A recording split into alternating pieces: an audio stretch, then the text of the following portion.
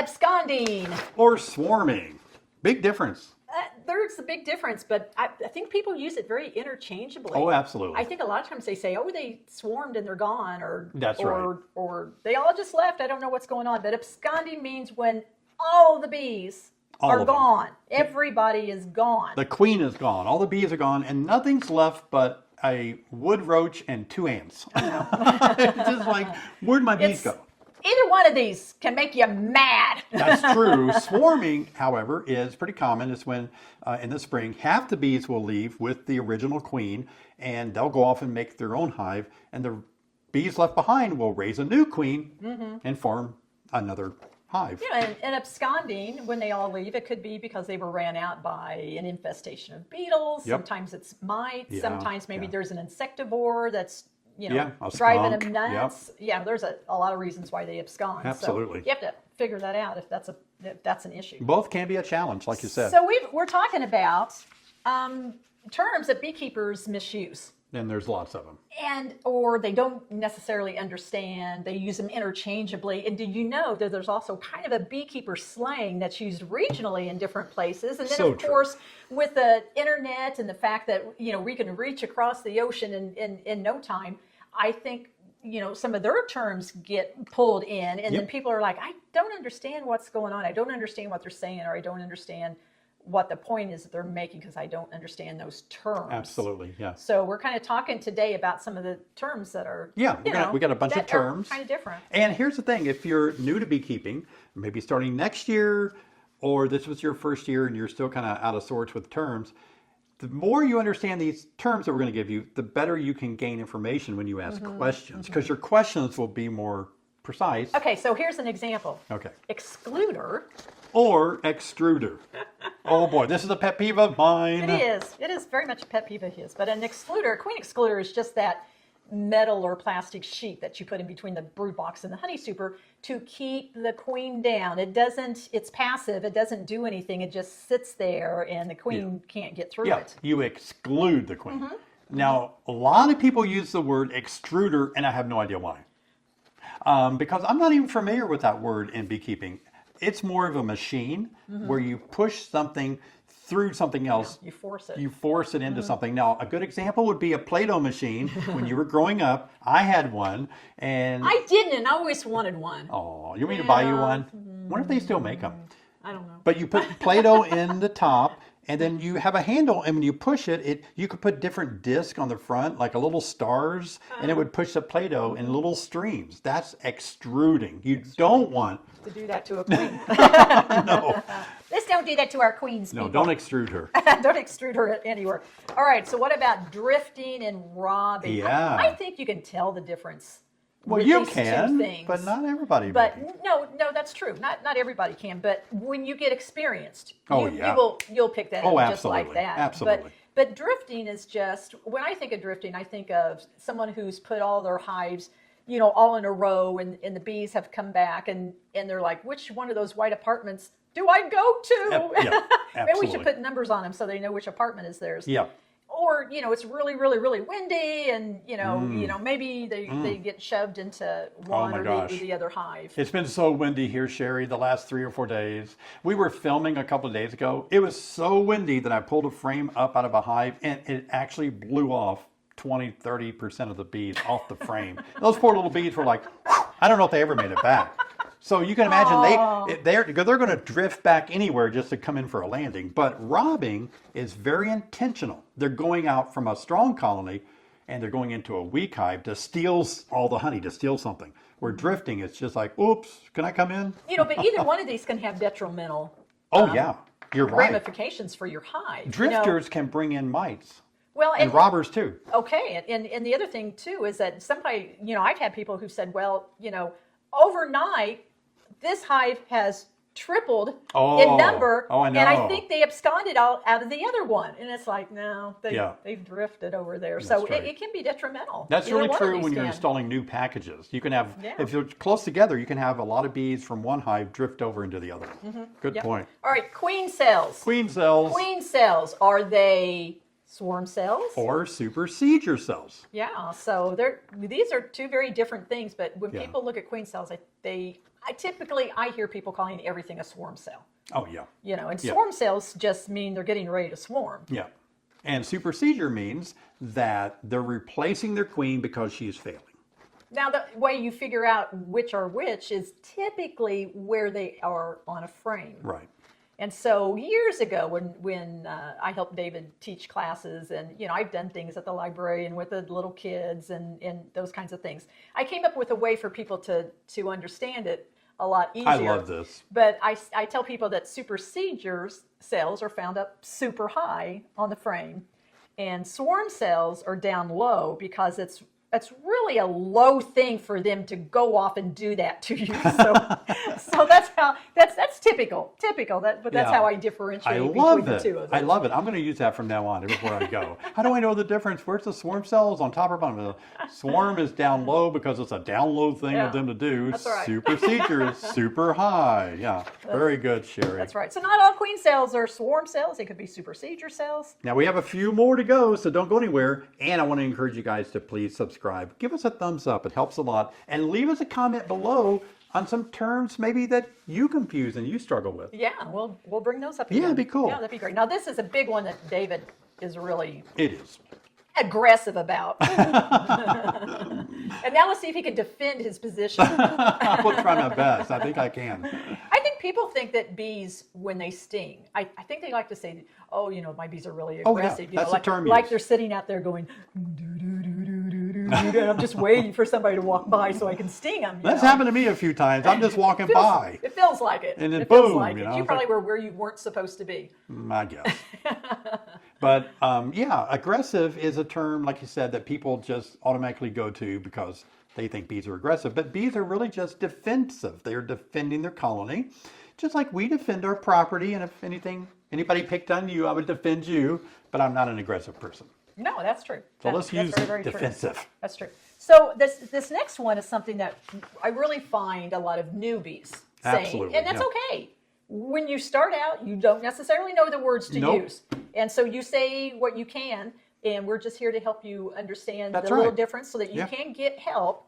Because like this next one, colony versus hive. If you were to ask us a question about your hive, we might think you're talking about your boxes, your equipment, your bottom board, your top cover, the box itself. Right, the box itself. And but the colony is referring to the bees themselves. Yeah. And that term is even used differently by different people. It is.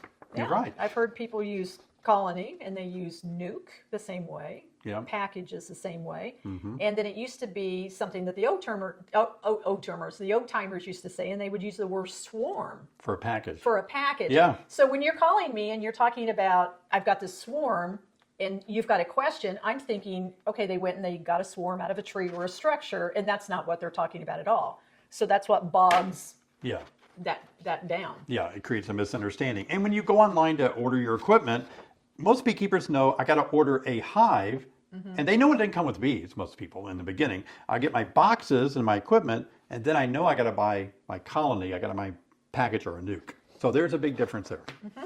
How about this one, Sherry? Hang on, though. Hang on. So when people say, how many hives do you have? Yeah. I don't think they really care how many hives you have, because I could probably say we have hundreds. If somebody asks how many hives you have, hundreds. They mean both of these. It's like, I mean bees in your hive. Yeah, that's right. How many colonies do you have? Why is that such a big deal for people? Oh, about how many hives you have? Yeah. It's because of ego, I think. It makes you sound better if you have 500,000 colony or hives. So, how many hives do you have? 500,000. Whoa! How many hives do you have? 2. Oh. But it shouldn't be that way. No. Competitive. I don't know. I guess. All right, so if you are a teacher or you're working with a lot of kids or that kind of thing, here's a couple of terms you might want to make sure that you understand, because it has to do with a timeline. We've got hatching versus emerging. Right. So emerging is when a bee, we typically think of like a worker bee emerges on day 21 after the egg was laid. So you've probably seen your bees chewing through the cappings, and the pupa is ready to emerge, and it's an adult. When it comes out, we call that emerging. Mm-hmm. Some people call it hatching. I know. When they're watching, but that's not the proper term at that point. Hatching is just hatching from the egg. Yeah, that's right. An egg hatches. Mm-hmm. And so an egg is an egg for around 3 days.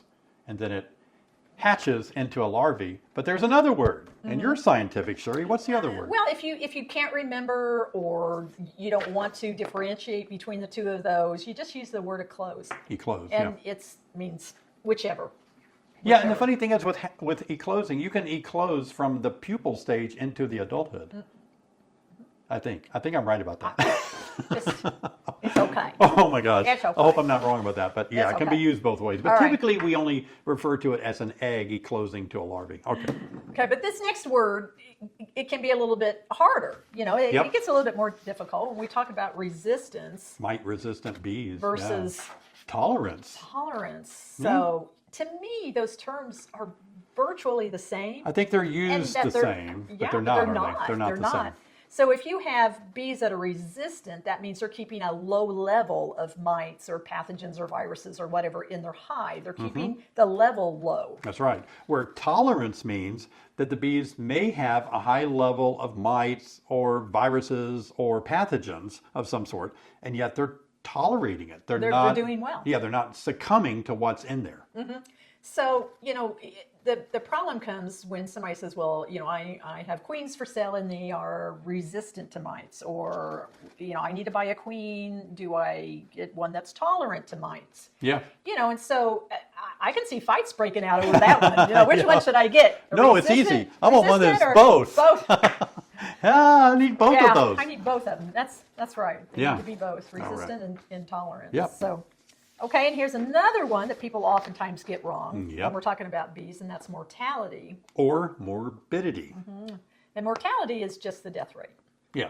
Which is about, And it's about 50% wow, still every year. 50%. Oh, yeah. You know, I was at Iowa speaking over the weekend, and one of the scientists there was speaking that how we have just come to just accept 50% death rate a year, that we think that's not bad anymore. Oh, that is sad. And isn't it's it? sad, isn't it? Wow. But it's easy if people say, yeah, I lost half, and it's just acceptable.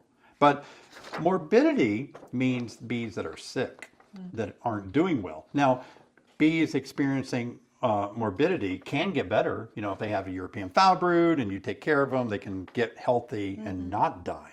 But there's a difference between these two. Yeah, between these two. Sick bees and dead bees. So, you know, people also, there's other terms that people misunderstand I know. and use differently. And I think we might have mentioned earlier that sometimes there's a different kind of slang throughout the region, and then we've got the influence from other countries now. But one of the ones that I always think is kind of fun to play around with and think about is the word super. Oh, yeah, super. Super. So I started beekeeping almost 30 years ago. And I would just hear people saying things. That's the way I learn, right? You hang around people, Yeah. they say terms, and I repeat Whoever it. your mentor is, you usually end up using the same And terminology. so a super was a honey super. But that's not always true, is it? No, it's not. I mean, technically the word super is short for superstructure, which means it's the structure above your foundation. But if we're using all the same boxes, the same size boxes, Many people do. you know, technically you can say, well, yeah, my original structure is these 4 mediums, you know, and then I put on 2 more for my honey super, Yeah. and now I've got 6 medium supers. They're still technically all supers. They're all supers. They're still technically all supers. Yeah. And in the UK, I was talking to a person that said they call all their boxes supers. Yeah. Right. But I think, you know, like here where we're located, central U.S. and all, maybe throughout the whole U.S., most of us refer to the contents of the box. Like, well, we should. Well, we should. We should. Yeah, so I have we usually say deep brood boxes or my medium honey supers. That's real descriptive. Right. And I think that's what you usually say. It is, because it tells you the size and it tells you the content. Right. That makes you make a better decision. Right. I've got 2 deeps of brood and 2 deeps of honey supers. And they're even called different things. I mean, medium honey supers can be called Western supers. They can be called Illinois supers. And so, supers, yeah. and so that all gets in there, It and people does. start getting all confused about those things. And of course, we're talking about Langstroth hives Yeah. right now. And that's another thing that gets even more confusing, because I typically think of beekeeping in Langstroth, and somebody else might be going, no, I'm talking about a Layens hive. And then I'm like, oh, you didn't say that. So now I'm Exactly. I have to back the truck up now, and I have to rethink about everything that I just said, because there's so many different kinds, and we use so many different words. We just have to learn to be very specific when we're talking to each other, or especially when we're teaching a class, to make sure people understand what we're talking about. Absolutely. What do you think about mean bees? We hear that term. My bees have become so mean. I think they're Africanized. Africanized. Yeah, I think a lot of people always think that mean bees means that they're Africanized bees. And it doesn't, because here's the thing that I notice. People will have a nice colony in the spring and it grows, and then in the fall, all at once they say, I think my bees have become Africanized because they're very aggressive. But they have the same queen in there that they started with back when the colony was nice. So a queen that's nice in the spring, if you got the same queen, if you live in Africanized territory, if it's the same queen, they haven't become Africanized. A queen doesn't change her DNA. Now, if another Africanized queen came in there, that would be a different story. But if you got the same queen and they're mean in the fall, it's because they have more to protect. Or if they develop meanness. Yeah. Like a lot of people do. Yeah, that's true. If you develop it, it still doesn't mean you've become Africanized. Good it just means point. that there's something going on in right. that hive, whether it's an insectivore or That's maybe right. it's in a bad location where there's lots of noise and problems. You might end up with a mean. That's right. Sometimes when bees replace or queens your colony replaces their queen, the more hybrid they become, sometimes that trait of defensiveness is kind of worse each time. So that can be a contributing factor too. It's okay not to understand this terminology. Absolutely. It's okay for you to ask, what are you talking about? I want to make sure that I understand exactly what you're talking about. Because like we said, people use the terms interchangeably. They use the terms wrong, or there might be a regional difference, or even differences across the globe. And you won't learn unless you ask. I think it's cool. When I was in Iowa last weekend, by the way, that was a great meeting. The Iowans were so nice to me. They were so great. One person in the crowd, when Randy Oliver was speaking, said, "Wait a minute, what was that word you used?" And he said the word tropolalaps. It's a new mite discovery that's working its way across Europe, and we hope it doesn't come here, but it might. And so I was proud of that person for actually saying, how do you spell that? What is it? Tell me more. I mean, you would think everybody would know what a tropolalaps mite is, but we don't have them in the U.S. Hopefully never, but some people are new to beekeeping and don't know all these different terminologies. So ask and find out. And don't be ashamed. if you're the teacher, don't assume that they know what you're talking about. Oh, that's so true. You have to make sure that they know that. Now, there's books and there's PDFs that you can get that have all of these terminologies. They tell you how to pronounce these words, like propolis and propolis. Which is it? It depends on if it's Monday or Tuesday. But here's what I do, Sherry. If I'm talking about propolis in a video, if I say it 4 times, I make sure to rotate to each different one. Propolis, propolis, propolis, propolis. Yeah, to make everybody like, okay, he said it right half the time. Yeah, exactly. I kind of started using the word propolis when I first started beekeeping. But now a lot of people use propolis, but I've talked to some sharp people that say propolis is the right way to do it. There's lots of words, like some people say nook instead of nuke. Yeah, that's just the way it goes. Yeah, and it could be even a regional It could be. term. Like crick and wait a minute, creek and... Creek and... Crick? Crick, there you go. Yeah, that's what my dad calls it, a crick. Yeah. Well, or how about bivouac? That's the right way to say it. I know that's the right way to say it, but do you know what it is? Yes, and I've heard it pronounced all kind of crazy ways. But it is a military term that when you first, deploy or go somewhere, and your first little, get together real quick before we do the next thing, you just hang out briefly there. Right, and swarms do that. They will go off, and you'll think, what in the world are they doing just sitting on that guttering on the house? Exactly. They're not going to start building the hive there on your guttering. Yeah. They're bivouacking. I don't know if that's a proper term. But, I love it. But anyway, there's stuff like that you'll come up with all the time. I got another good one. Festooning. I love that word. Festooning. Yes, I know what festooning is, and people they'll write me all the time and say, "What in the world is this circus act going on? Yeah. Yeah. I get that same question. In fact, somebody asked me recently, my bees, when I take the frames apart, they're holding legs together. I think they're not well. They thought it was a sickness or some kind of disease or something, but that's engineering at its best. Bees are measuring, they're holding out, they're building comb. It's called festooning. Right. Isn't that part of material, fabric, the doilies that are made, and all the fabric is like this? That's a festooning of fabric. I'm not a fabric person. I do not know. Come on, somebody, support me in the comments. Festooning material, yeah. But if you have more like that, put them in the comments. I'd like to see them. And we'll talk about them. Absolutely, it's fun stuff. But Sherry, you brought up a good point. It's not anyone's place, but you'll go to clubs and you'll get criticized if you just slightly mispronounce or get things mixed up, and that's unfair. Yeah. I hear people snicker at somebody else. And I it's know. Yeah, we're not going to do that here. We're not going to do that here. My gosh. No. Well, there's a lot of terms like this, and there's a lot of myths in beekeeping that are inaccurate as well. So I've made a video for you guys about common myths in beekeeping. I'd like to meet you over there. So that video is right here. We'll see you over there.